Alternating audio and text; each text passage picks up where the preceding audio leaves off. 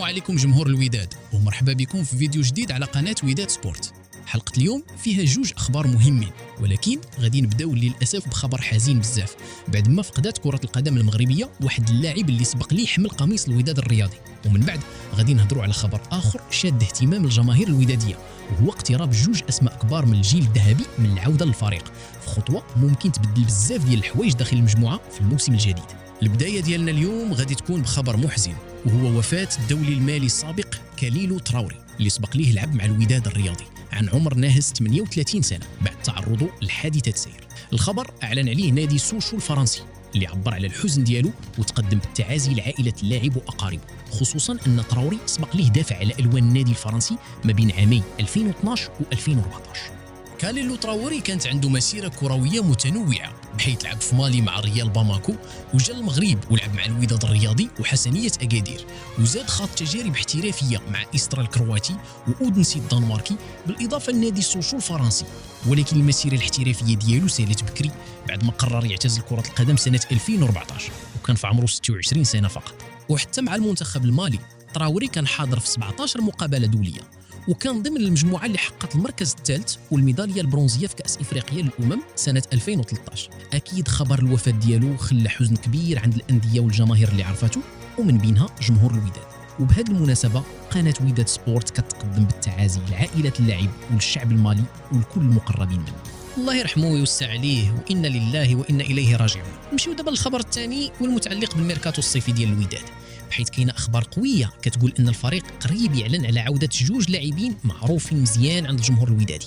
الحديث هنا على يحيى جبران وايمن الحسوني، جوج لاعبين اللي كانوا من الركائز المهمه داخل الجيل الذهبي للوداد واللي عاش معهم الفريق سنوات مميزه وحقق مجموعه من الانجازات. حسب المعطيات اللي خرجت، إدارة الوداد توصلت لاتفاق نهائي مع جبران والحسوني من أجل يرجعوا للفريق خلال الميركاتو الصيفي الحالي، وما بقى غير الإعلان الرسمي على الصفقتين. وكاينه تفاصيل كتقول ان الرئيس النادي ابراهيم العسري بالتنسيق مع المنسق الرياضي صلاح الدين السعيدي خداو قرار يرجعوا اللاعبين في اطار المشروع الجديد لاعاده بناء الفريق واسترجاع الشخصيه التنافسيه ديالو. وحسب نفس التقرير جبران والحسوني غادي يرجعوا للوداد في صفقتين انتقال حر بعقد لمده موسم واحد مع امكانيه تجديد الموسم اضافي. ولكن هنا خاصنا نوضحوا نقطه مهمه، الحدود نشر هذا الخبر الوداد ما كانش اعلن رسميا على الصفقتين، وبالتالي خاصنا نبقاو كنتسناو البلاغ الرسمي ديال النادي قبل ما نعتبروا العوده محسومه بشكل نهائي. بزاف ديال الجماهير ممكن تسول واش رجوع جبران والحسوني غادي يكون فعلا مفيد للوداد؟ الجواب هو ان الفريق محتاج دابا اللاعبين عندهم الشخصيه والخبره وكيعرفوا الضغط ديال اللعب بقميص الوداد، خصوصا بعد ما سال الفريق الموسم الماضي في المركز الخامس، وهي نتيجه ما كتناسبش نهائيا مع تاريخ وطموحات النادي. يحيى جبران معروف بالشخصيه القويه ديالو داخل الميدان وبالقدره على تنظيم وسط الميدان، بالاضافه للخبره الكبيره اللي عنده في المباريات القويه والمنافسات الافريقيه.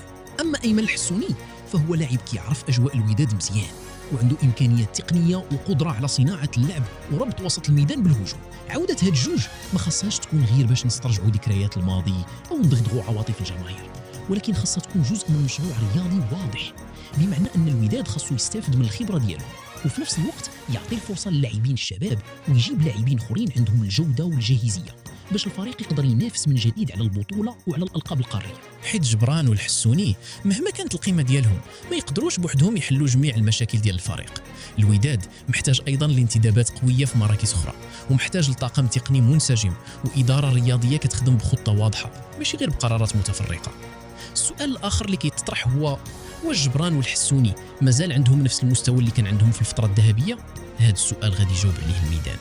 الخبره ديال اللاعبين ما فيهاش نقاش، والمعرفه ديالهم بالفريق وبالجمهور ممكن تساعدهم يندمجوا بسرعه، ولكن كره القدم كتحتاج كذلك الجاهزيه البدنيه والاستمراريه. لهذا خاص الطاقم التقني يحسن التعامل معهم ويحدد الدور ديال كل لاعب داخل المجموعه وما يحملهمش بوحدهم مسؤوليه اعاده الفريق للقمه. النجاح ديال العوده غادي يبقى مرتبط بالمشروع كامل وبنوعيه اللاعبين اللي غادي يكونوا وحدهم وبالاستقرار داخل النادي. اذا جمهور الوداد كان هذا هو جديد الاخبار ديال اليوم. خبر حزين بوفاه اللاعب المالي السابق للوداد كاليلو تراوري عن عمر 38 سنه، وبهذه المناسبه كنجددوا التعازي ديالنا لعائلته واقاربه. ومن جهه اخرى الوداد قريب حسب التقارير يعلن على عوده يحيى جبران وايمن الحسوني بعقد الموسم واحد مع خيار تجديد، فخطوه الهدف منها اعاده الخبره والشخصيه للمجموعه. دابا بغينا نعرفوا الراي ديالكم، واش كتشوفوا ان عوده جبران والحسوني قرار صحيح وغادي تفيد الوداد، ولا الفريق خاصو يتوجه اكثر للاعبين صغار في السن ويبدا مشروع جديد بالكامل؟ كتبوا لنا الاراء ديالكم في التعليقات، وما تنساوش تدعموا الفيديو بالاعجاب وتشتركوا في قناه وداد سبور وتفعلوا زر الجرس باش يوصلكم كل جديد على الوداد الرياضي. ديما وداد، ونلتقاو في فيديو جديد ان شاء الله.